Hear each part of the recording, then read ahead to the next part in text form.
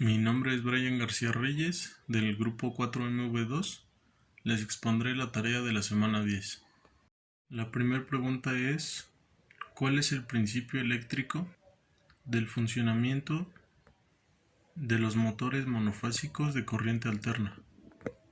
Bien, este tipo de motores usa pulsaciones, no tiene par de arranque y usa un devanado principal.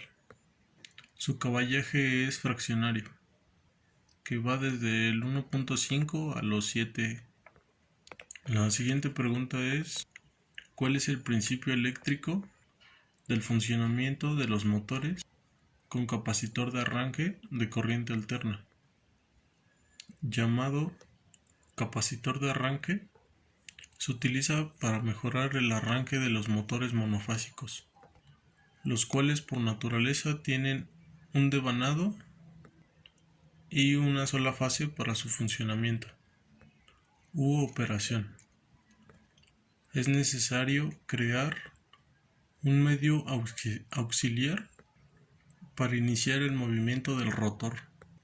Este devanado se caracteriza por tener un alambre magnético de una alta resistencia eléctrica.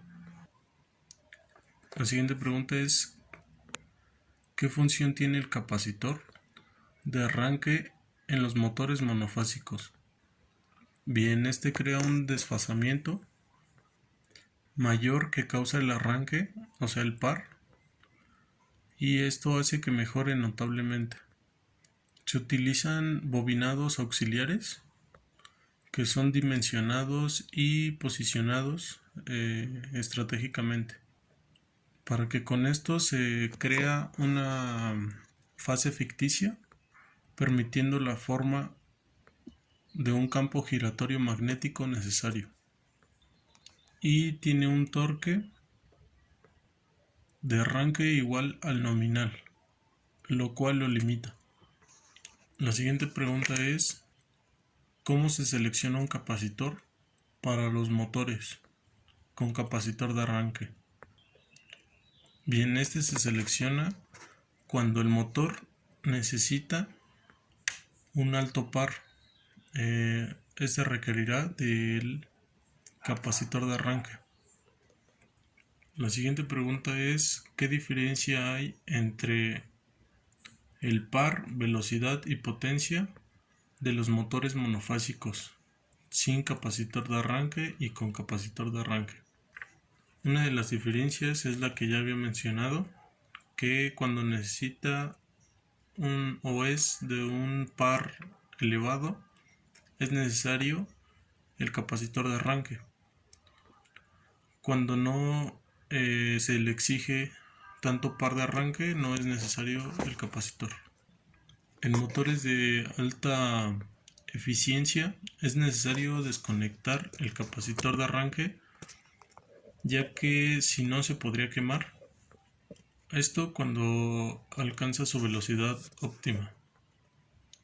En tanto la velocidad y potencia con el capacitor mejora notablemente, ya que es un auxiliar que le permite mejorar su rendimiento. La siguiente pregunta es: ¿dónde aplicarías los motores monofásicos de corriente alterna?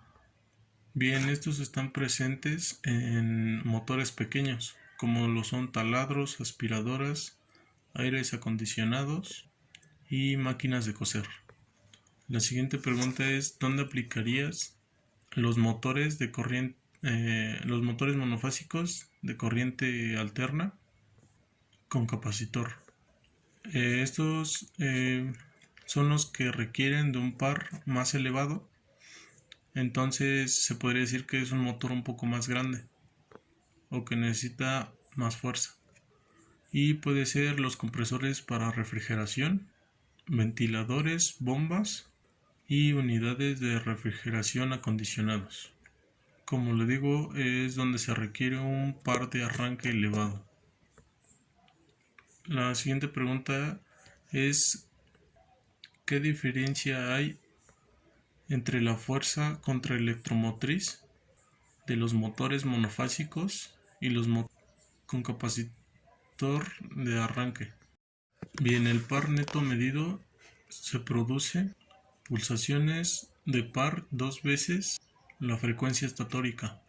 Son causados cuando los campos magnéticos, directo o inverso, se intercruzan 2 veces periódicamente. Con el capacitor reduce la FEM a un 20% en los motores. Con el capacitor reduce la FEM y acelera 20% en dirección opuesta.